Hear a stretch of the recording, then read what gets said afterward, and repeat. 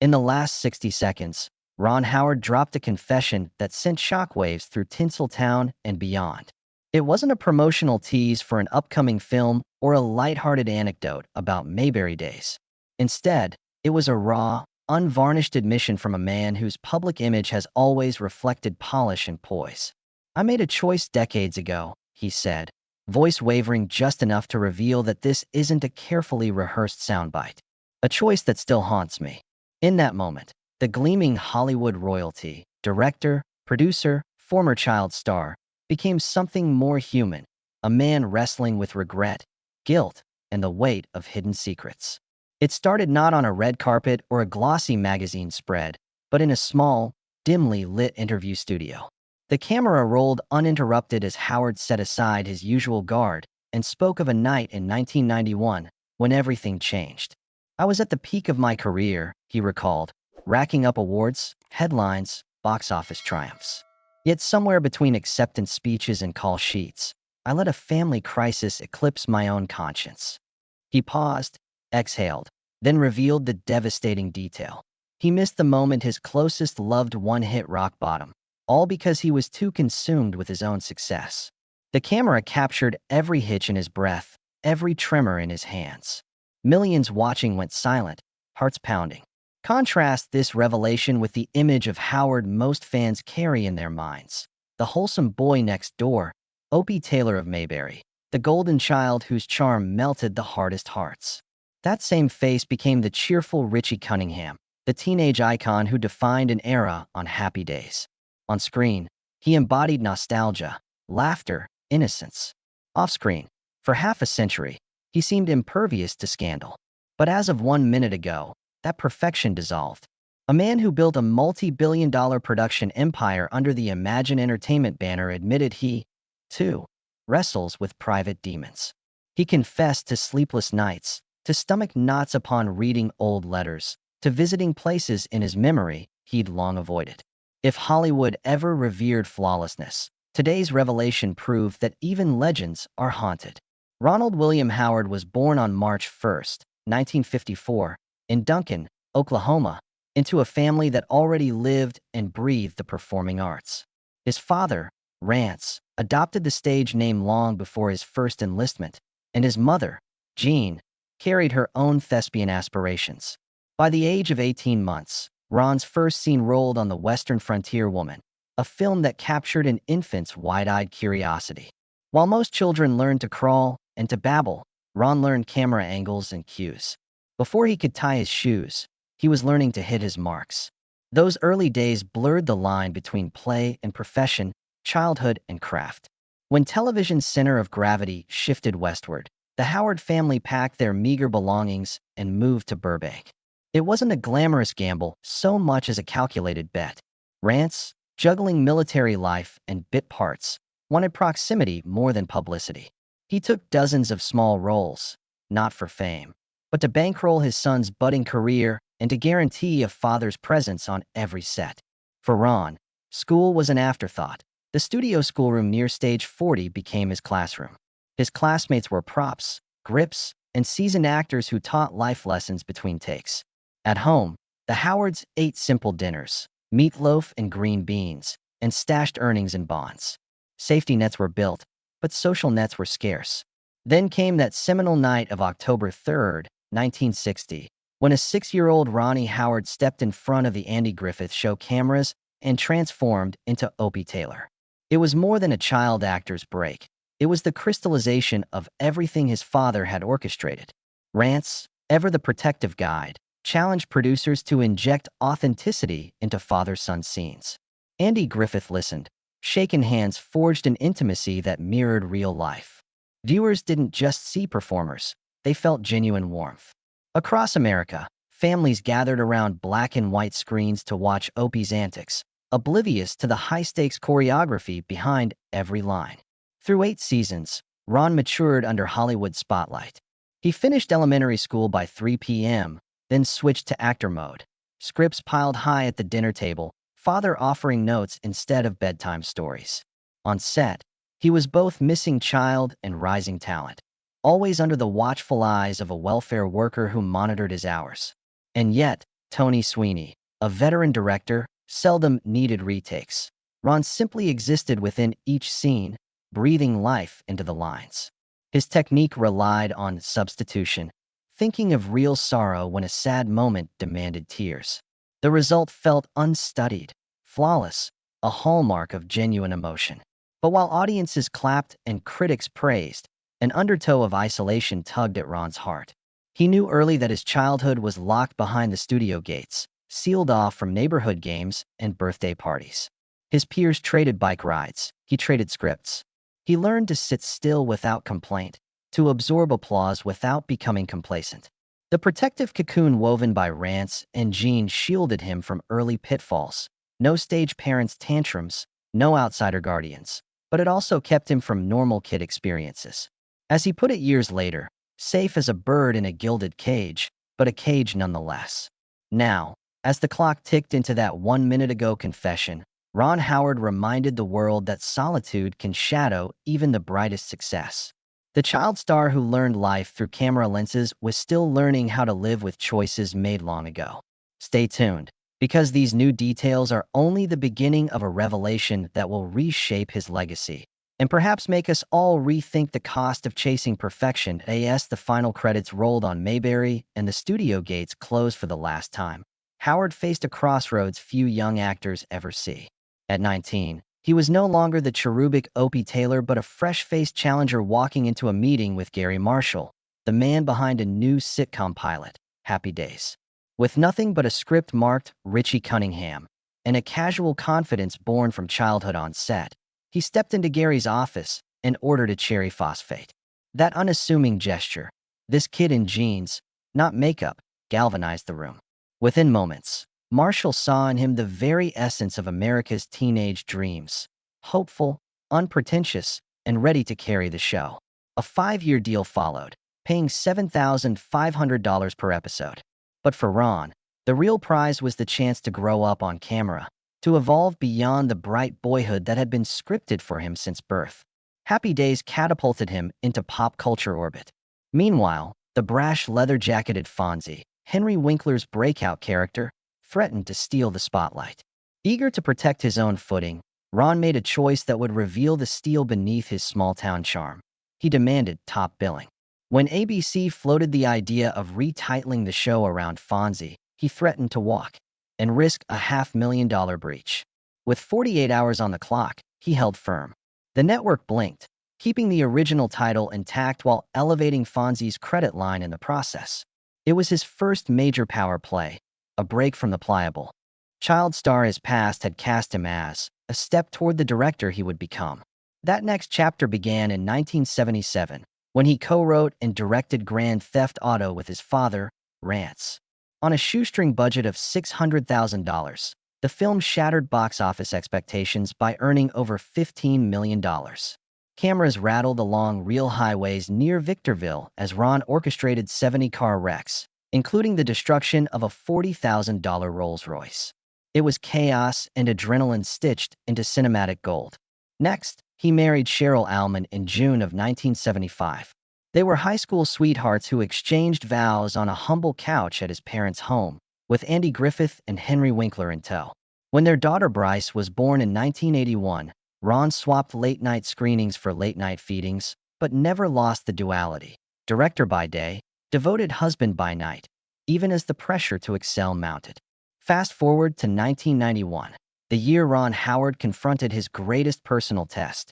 Fresh off the critical success of Parenthood and freshening the director's chair for Far and Away under Michael Mann's watchful eye, he made a decision that still reverberates with guilt. A 6-month shoot in the Irish countryside beckoned, a chance to chase cinematic greatness alongside the likes of Harrison Ford and Nicole Kidman.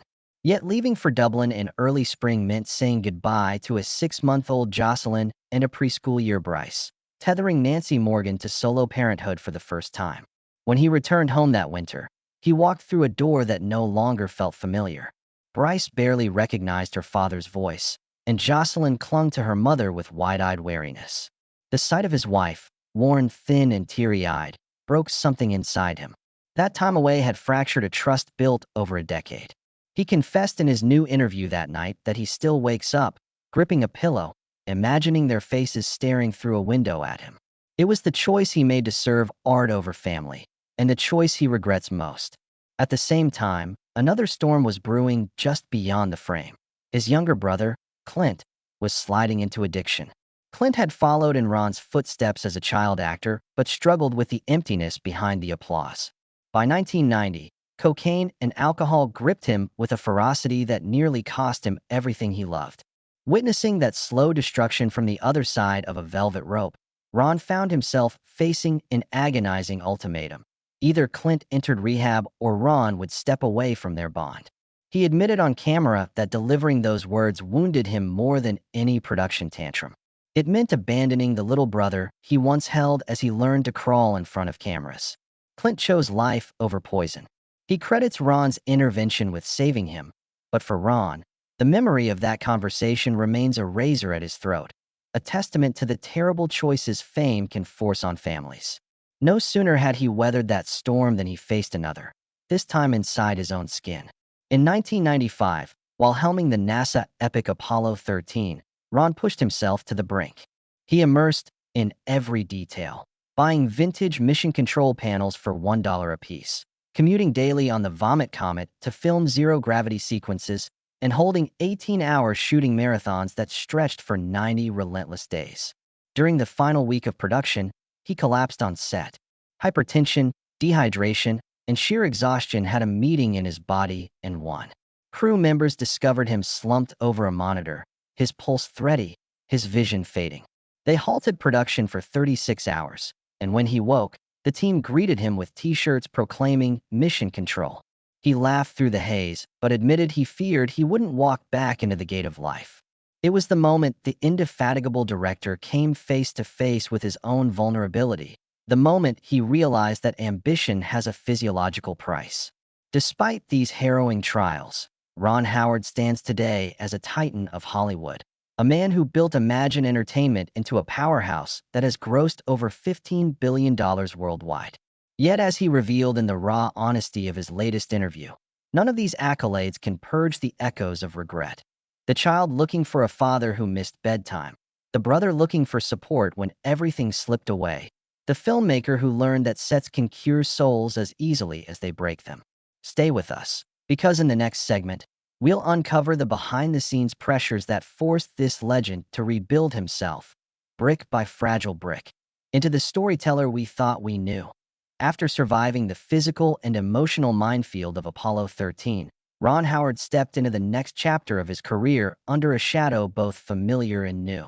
Film sets swelled around him, demands for blockbusters escalated, and studio executives expected nothing less than his trademark precision. Yet behind the call sheets and green lights, he felt an old ache, an echo of the guilt that had driven him to exhaustion in the first place. The relentless churn of production schedules, the deafening roar of box office forecasts, and the spotlight that refused to dim reminded him that Hollywood doesn't pause for second acts. In 1999, he faced the release of EDTV, a project he had chosen over Castaway. The script held promise, a media satire poised to comment on voyeurism and modern obsession, but timing betrayed it.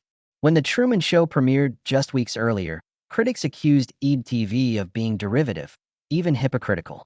The box office returns reflected that verdict, an $80 million budget resulting in barely $50 million gross. For Ron, it stung not because of the financial hit, but because he had relinquished a starring vehicle for a story he believed in, only to see it misfire. The failure gnawed at him, a reminder that missteps can shadow even seasoned visionaries. Just as he began to recalibrate, another heavyweight landed on his desk, the Da Vinci Code.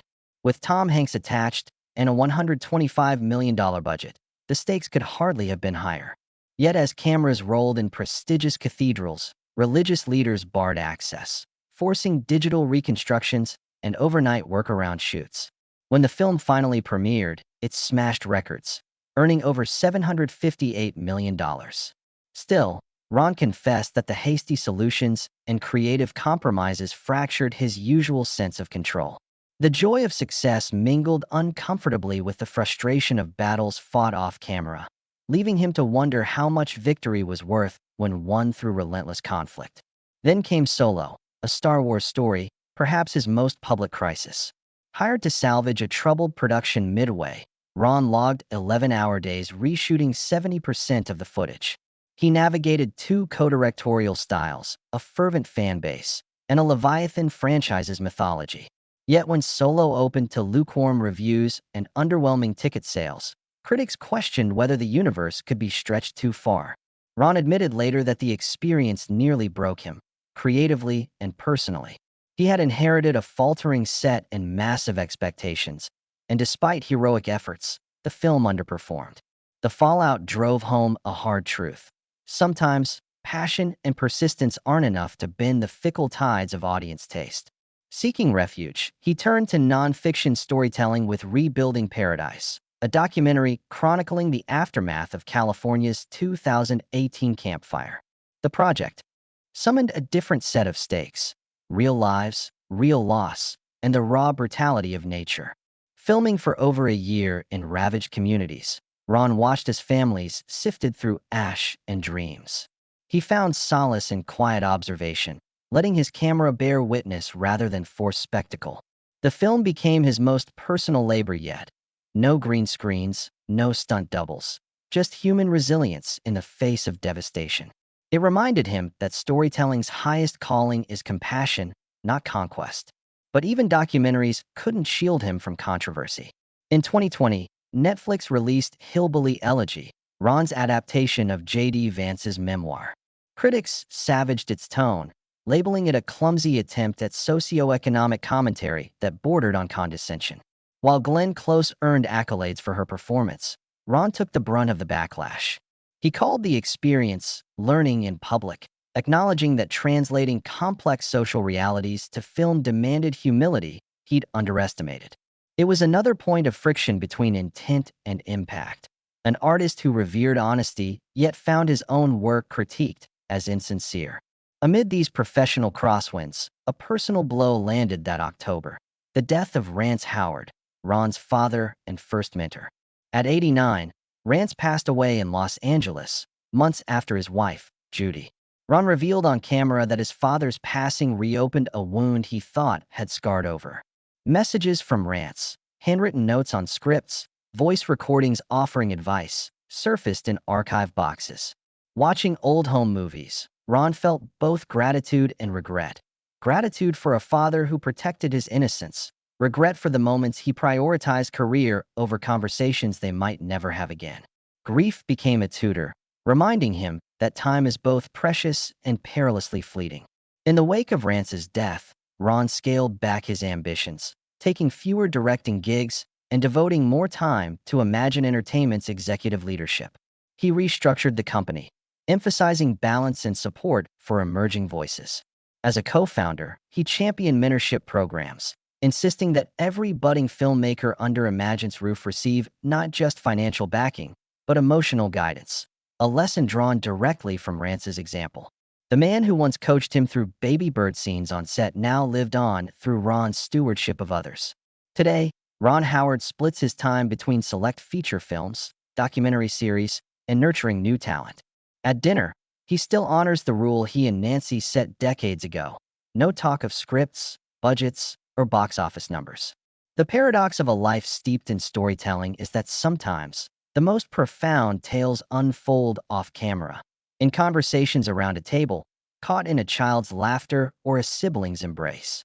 He described a recent family reunion where grandchildren clamored for popcorn and dad jokes, oblivious to their grandfather's cinematic legacy. In that moment, he felt both the weight of his accomplishments and the sheer relief of having simply been a dad. Looking back, Ron Howard admits that his legacy will be a tapestry of triumphs and misfires. Triumphs earned through sweat and misfires that taught him to listen more closely. He no longer chases perfection, but pursues authenticity, both in film and in life.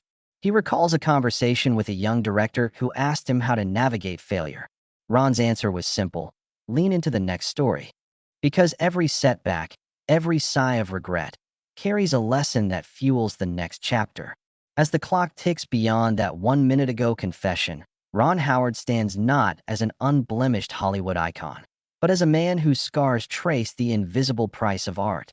His revelations have only begun, and as you stay with us, we'll soon journey back to the choices that shaped him, choices made in the spotlight and in solitude, and uncover why the greatest story Ron ever told might just be his own. In the spring of 2025, Ron Howard embarked on what he described as the riskiest story of his career, Eden, a survival thriller set on the Galapagos Islands in the 1930s.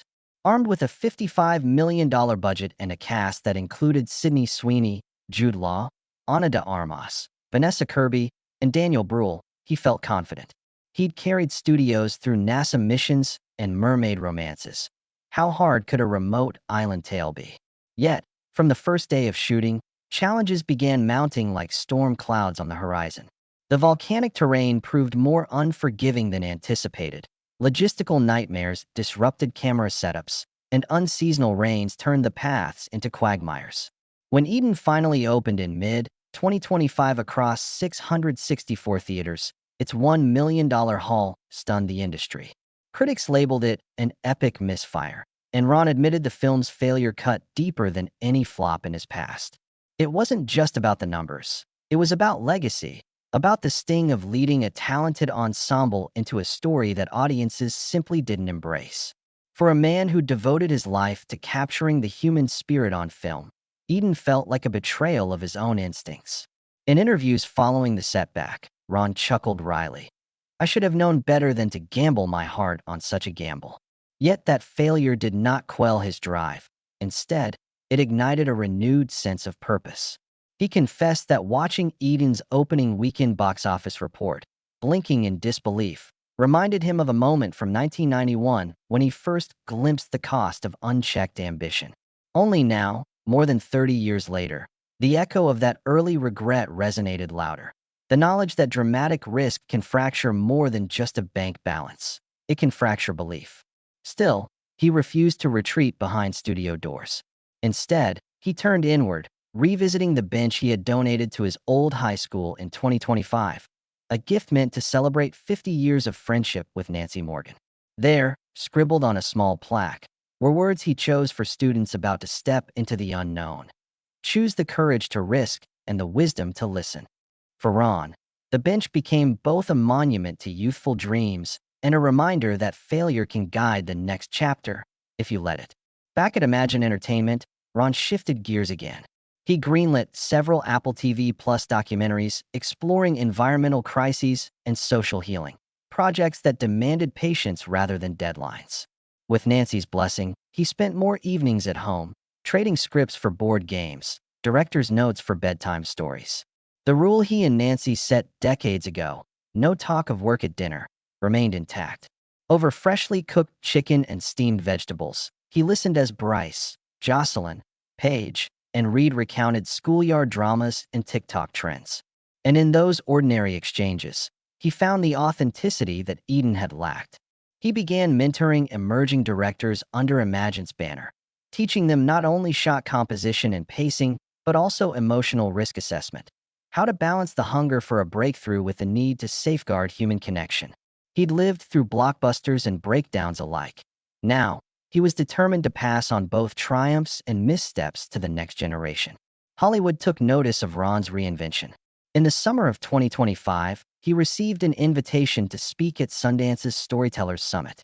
On stage, he detailed Eden's misadventure, the squandered budget, the deserted theaters, the late-night calls to Nancy filled with tears and apologies. Rather than dwell on shame, he framed these confessions as guardrails for other creatives. Be bold, but know your boundaries. Chase vision, but monitor your heart. The audience sat riveted as he described the moment he decided to scrap Eden's original ending, an ambitious, surreal sequence he later realized distracted from the core human stakes. He replaced it with a quiet coda, showing the lead character returning to a battered sister on a windswept beach. That small restoration of intimacy, he explained, saved the film's soul even if it couldn't save its box office. When he finished, the crowd leapt to its feet, giving the man who once collapsed on the set of Apollo 13 a thunderous ovation. It was affirmation that vulnerability, candidly shared, can forge connections more lasting than any blockbuster spectacle. But as Ron toasted to newfound clarity and mentorship victories, the undercurrent of his lifetime confession remained unaddressed. The devastating new details he hinted at with such gravity 1 minute ago. From Eden's downfall to the bench at his alma mater, from mentoring to summits, every public outing had circled back to one unresolved chord. The moment in 1991 when he chose professional triumph over family crisis, a decision that nearly shattered his home. In the final moments of his recent interview, he promised that the next revelation would arrive in his upcoming memoir, but he also teased an exclusive on camera, an unearthed audio recording from those missing months when he'd fallen into a near-suicidal spiral of workaholism and guilt. "If you thought Eden was a shocker," he whispered, "you haven't heard this yet." The promise hung in the air like a cliffhanger, forcing everyone who'd admired his decades of polished success to wonder, what other shadows had he carried behind the smile? Those questions will be answered soon, but not tonight. For now, we've traced his arc from Opie Taylor's bright-eyed wonder to the humbled director who learned that every decision echoes across lifetimes. We've seen triumphs that vaulted him into the Hollywood stratosphere and failures that reminded him of the fragile humanity behind fame. We've watched him scatter while capturing meteorites, merge while mastering zero gravity, soar while filming mermaids, and stumble when the story's heart slipped through his fingers. And we've glimpsed the man who, 1 minute ago, stood in front of a camera to admit that the greatest revealing of his life has only just begun. Stay with us for the final segment, where we'll play that lost audio, confront the darkest choice of all, and discover what redemption looks like when every eye is on you to eye in the hush that followed Ron Howard's final on-camera confession. A tremor of anticipation swept through the studio audience. The host reached beneath the desk and withdrew an unmarked envelope, its seal already broken. Inside lay a single, grainy audio file on a flash drive, poised to reveal the missing months Ron had alluded to. On-screen monitors flickered as the host clicked play, unleashing crackling static. Then Ron's voice, unguarded and trembling. "Nancy, I'm not sure I can do this anymore." His words wavered, each syllable weighted with exhaustion. He spoke of nights spent staring at ceiling cracks, of a career that felt like shackles rather than wings, of a fear that he had become a stranger in his own home. At that moment, the flawless facade of Hollywood royalty fractured, and millions listened as Ron Howard confessed to the brink of surrender. The voiceover continued, offering glimpses into a chapter nobody knew existed. The months after wrapping Far and Away, when Ron returned home to an empty house, hearing only the distant echo of a life he no longer recognized. He described pacing through silent rooms, haunted by images of opportunities seized and sacrifices made. "I should have been there," he whispered, voice thick with regret. "But I told myself that work would fix everything. Success would patch the cracks in our family." The recording captured a man at war with himself, a man who measured time in box office returns rather than bedtime stories. Listeners could almost feel the pervasive emptiness, the ache of a father who watched his children grow through photographs instead of footsteps echoing down a hallway. Then came the revelation that cast the darkest shadow. Ron admitted he had walked away from a plea for help, a call from Nancy, voice breaking, begging him to choose them over the next take. He'd pressed record instead of grabbing a flight home. "That one decision," he said, still knotted his stomach when he revisited it. The audio crackled as he confessed tears that fell onto scripts, self-reproach that clung to him like makeup under hot studio lights. "I left her alone," he muttered, "thinking I'd prove my love by winning awards. Instead, I almost lost the ones who mattered most." The words hung in the charged air, exposing the hidden cost of chasing perfection. As the recording ended, an audible gasp rippled through the audience. For years, Ron's career had been studied for its triumphs, blockbusters, Oscars, a billion-dollar company. But this was the first time the world had heard the heartbeat beneath the accolades, a pulse racing with fear and longing. The host looked to Ron, seated in a leather chair under the harsh glare of studio lights. His eyes glistened, reflecting both shame and relief. "That was me," he said softly, voice steadying. "That was the moment I realized success isn't measured in ticket sales. It's measured in the love we give and the moments we never get back." In those few words, He closed the chasm between celebrity and humanity, inviting everyone to confront their own choices. From there, the narrative shifted from revelation to redemption. Ron spoke of the day he drove across town, flashlight in hand, to Nancy's bedside. He apologized not with grand gestures, but with unwavering presence, listening, holding her hand, letting her guide him back to the simple truths of family. He described the painstaking work of rebuilding trust, of learning to prioritize presence over pride.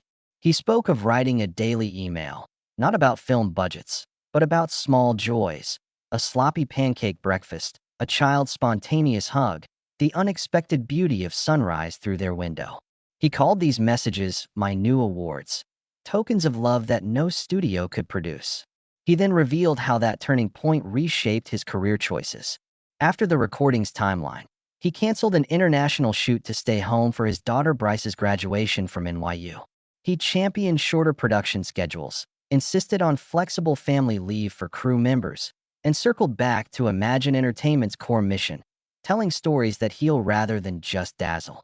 Under his stewardship, the company launched Homefront Tales, a miniseries that spotlighted everyday heroes, teachers, nurses, social workers, whose sacrifices often go unnoticed. Ron described watching the first cut alongside Nancy, tears pooling as they saw reflections of their own trials and triumphs in every frame. Stories, he said, can do more than entertain. They can remind us why we're here. Then came the final twist.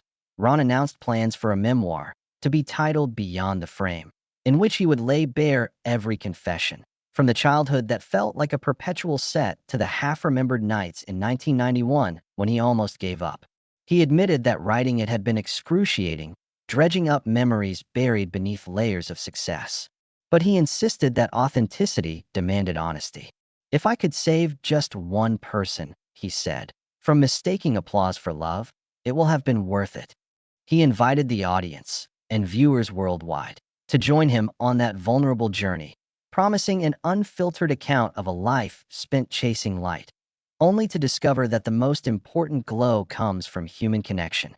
The studio lights dimmed as the host wrapped the segment, thanking Ron for his courage. The screen faded to black, but the resonance lingered. Across living rooms and headlines, a single question echoed: what would we do if given the chance to rewrite our own missing months? Ron Howard's revelation had transformed him from icon to everyman, reminding us that heroes are not those without flaws, but those brave enough to expose them. As credits rolled, viewers realized they had witnessed more than a sensational confession.